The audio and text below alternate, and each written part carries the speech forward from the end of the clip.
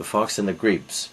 One day a fox was walking along and he saw a beautiful bunch of grapes, but the vine on which this bunch of grapes hung had grown up above a certain branch, and so it was high in the air.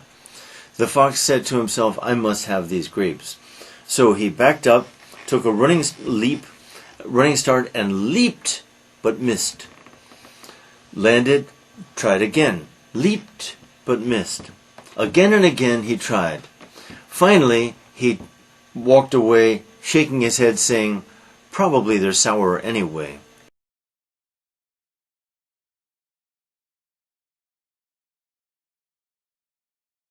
The Fox and the Grapes. Number 1.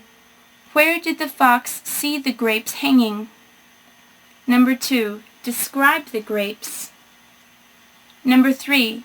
Can you think of another way the fox could have gotten the grapes?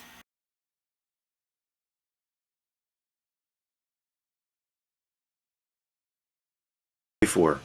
It is easy to despise what you cannot get. I like this one. The greatest of all the moralists. Now, the French term is moraliste. I'm on the 17th century French classique.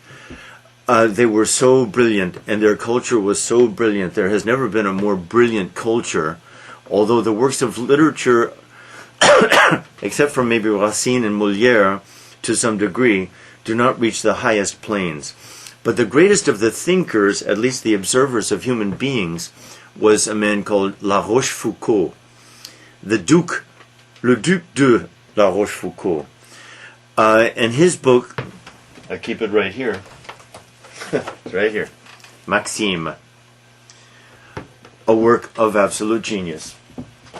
It contains the sharpest observations of human behavior and human vanities and human silliness that I know, contained in one book. One has to find knowledge, which I was on our previous gathering. Okay, La Rochefoucauld says that the elderly, that people who grow old, seem wise. But really it's just that they can no longer physically do the crazy, silly, or pursue the pleasures and the craziness that younger people do. They've had to renounce these things, and therefore they despise them. And therefore it pleases them to regard themselves as wise.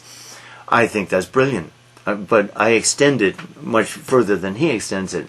Because what I say is that self-knowledge is an illusion, and that the person, I'm repeating myself, but I'll say it a little differently this time, that the person who seems to know himself or claims self-knowledge, which is really absurd, has simply invented a caricature, an effigy, and knows that effigy. Why? Because he created it. Is that his true self? Not at all. Not at all. So all of this self-knowledge is a total illusion, and one of the sillier human illusions, though so many are. Despise what you cannot get. This relates back to one of them that we did yesterday, basically the dog in the manger syndrome. That is, I can't have those grapes, so I will bark and snarl and prevent others from getting them too. I'm not happy, I can't be number one in something, but I will try to prevent others from being number one also. There are other applications. Okay.